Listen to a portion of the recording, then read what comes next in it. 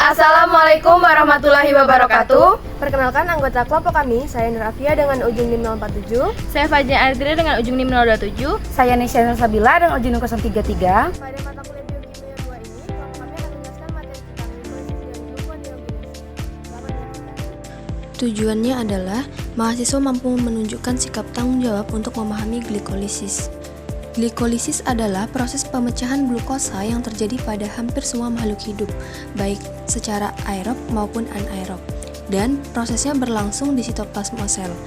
Proses glikolisis terdiri atas 10 tahap reaksi enzimatik yang mengubah satu molekul glukosa menjadi 2 molekul pirufat.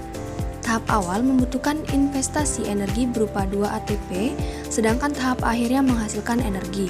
Secara keseluruhan, glikolisis menghasilkan energi bersih 2 ATP, 2 NADH, serta senyawa antara yang berperan penting dalam jalur metabolisme lain untuk kelangsungan hidup sel.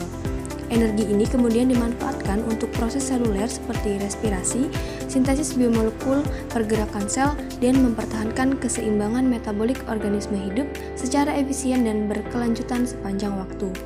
Yang pertama ada glikolisis pada makhluk hidup. Ini glikolisis terjadi pada hampir semua makhluk hidup, mulai dari manusia, hewan, tumbuhan, hingga mikroorganisme. Proses berlangsung di sitoplasma sel dan tidak memerlukan oksigen, sehingga dapat terjadi pada kondisi aerob maupun anaerob. Glikolisis berperan sebagai jalur metabolisme klasar karena menjadi tahap awal pemecahan glukosa untuk memperoleh energi yang dibutuhkan sel dalam menjalankan berbagai aktivitas kehidupan. Yang kedua, proses glikolisis yang terjadi. Proses glikolisis terjadi atas 10 tahap reaksi yang dikatalisis oleh enzim. Satu molekul glukosa dipecah secara bertahap menjadi 2 molekul pirufat. Pada tahap awal, energi digunakan untuk mengaktifkan glukosa. Sedangkan tahap selanjutnya, terjadi pembentukan senyawa berenergi tinggi. Setiap tahap berlangsung, teratur dan saling berkesinambungan sehingga pemecahan glukosa dapat berlangsung secara efisien. Yang ketiga, energi yang dihasilkan dari glikolisis. Selama glikolisis, energi dilepaskan dan disimpan dalam bentuk molekul pembawa energi. Hasil akhirnya berupa energi bersih 2 ATP dan 2 NADH dari satu molekul glukosa.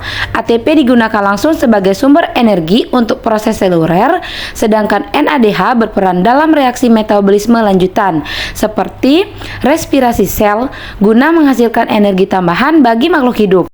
Glikolisis adalah proses pemecahan glukosa yang terjadi pada hampir semua makhluk hidup, baik secara aerob maupun anaerob, dan prosesnya berlangsung di sitoplasma sel.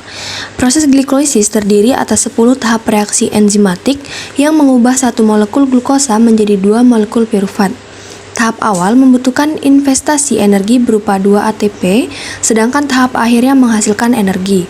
Secara keseluruhan, glikolisis menghasilkan energi bersih 2 ATP, 2 NADH, serta senyawa antara yang berperan penting dalam jalur metabolisme lain untuk kelangsungan hidup sel.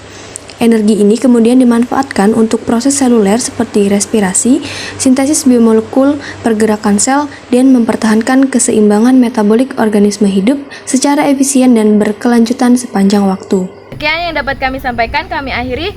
Wassalamualaikum warahmatullahi wabarakatuh.